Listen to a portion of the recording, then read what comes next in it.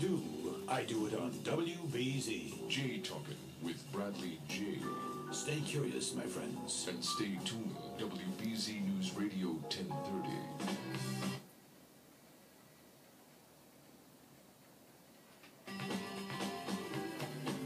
WBZ News Radio 1030, 70 degrees. It was 80 degrees at this time yesterday, so there's that. That's all good as far as I'm concerned.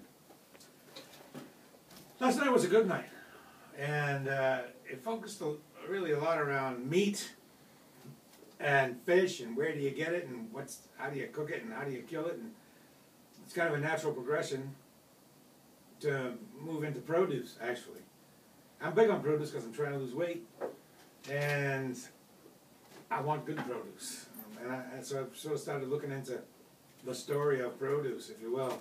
I know nothing about it. I see it on the shelf, and that's all I know. I don't know really. I don't have any clue where it comes from, or what happens between the time it's a seed and it gets to the shelf. So I'm trying to fix that. And we have with us rock star, king of produce, Anthony Nature Boy Fierro. How are you? Not bad. Thanks for coming in at this late night. Thanks for Late out. I know you're probably an early morning guy. You probably generally get up at 3 or anywhere between midnight to 3, 4 in the morning, depending on the day of the week. Well, let's find out about you first. I know some things about you. You are known as Nature Boy. It even says that on your coat that you wear. It says it on my jacket. Says it on the back of our trucks. So what's the name of the company?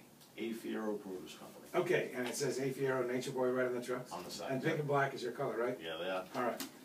And Anthony purveys produce for some of the fancy places in town. Mistral, and I don't even know how to say some of these places because I'm just a regular guy. Sorolina, Moo, Beehive, I've been to Beehive. Aldana, Teatro, Red Lantern, all these fancy places. And so you must know what you're doing. People want to get produce from you.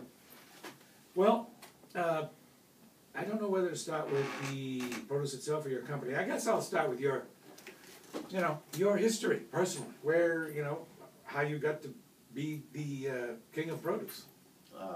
Really humble beginnings. I walked into a produce store when I was about 16 years old for a part-time job.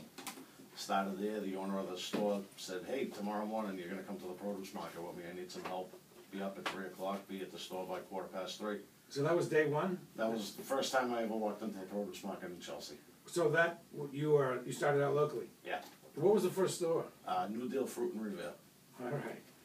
And then gradually you clawed your way up in the tough world of produce to become the king of produce. I went to work for a food service company which delivers to hotels, restaurants, and such. And one of those big ones? One of the bigger companies, yeah. Not one of the hugest, but... You can say it. It was F&B Produce out of Chelsea. All right. And that's actually kind of where I got my real start in the business as far as the food service end of it.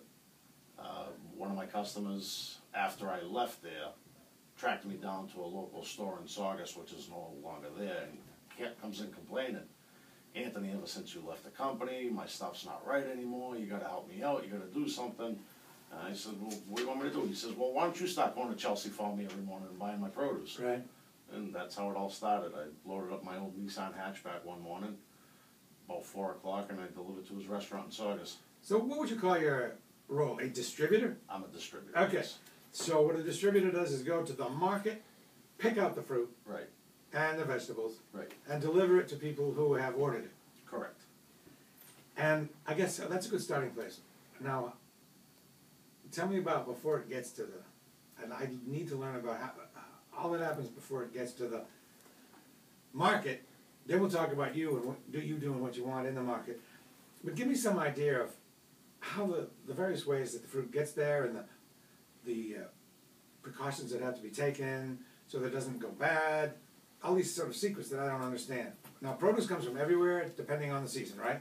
In this day and age, you can get anything from anywhere in the world. All right, let's just take peaches because I have such a hard time with peaches. Right now, you can get peaches from California.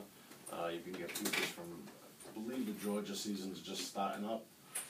Carolinas are starting to produce peaches, and pretty soon you'll get into New Jersey peaches. And naturally, Massachusetts, local grown, New Hampshire, Maine.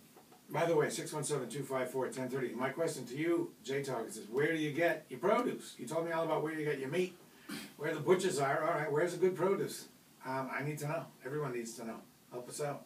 In your neighborhood, where do you get your produce? So you have to be aware of a lot of stuff, like what's in season. Right. And if you get something coming from some place that's not in season, you have to know about where the good stuff comes from, right? People generally won't buy it. I mean, like I said, in this day and age, transportation, the world is all out there. You can get product from Chile in the middle of December. You buy stone fruit, peaches, plums, nectarines from Chile in December. Do people generally want it? No, because it's not really the time of year for it here.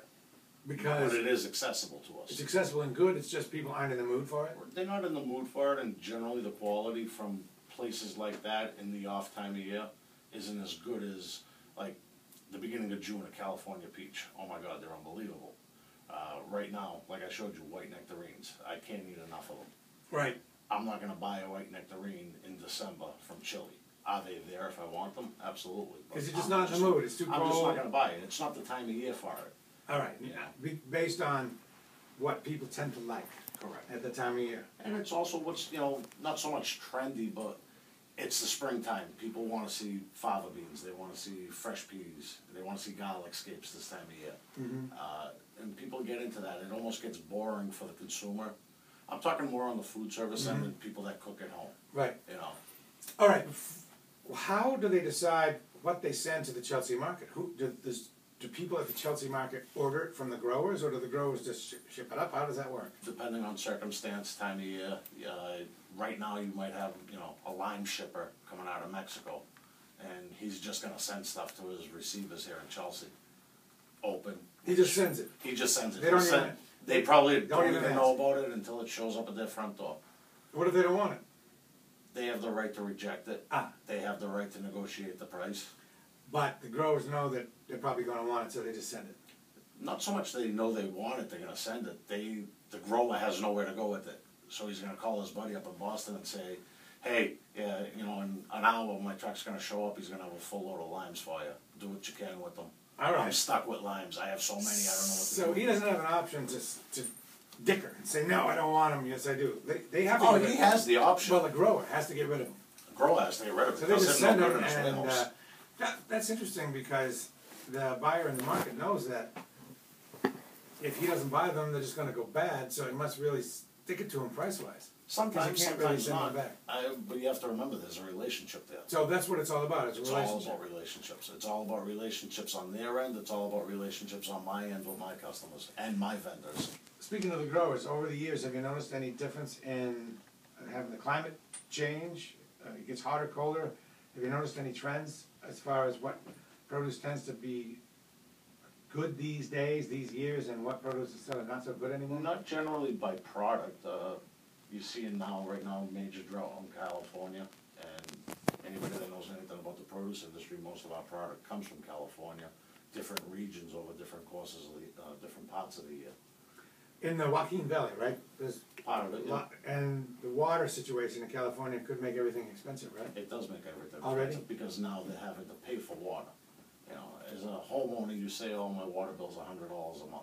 Right, there's As a 100 farmer million. that has, 10,000 acres he has to water every day, his His water- water bill could be huge, and who's gonna pay for that in the long run? Like Us, the $100 grand or consumer. something, right?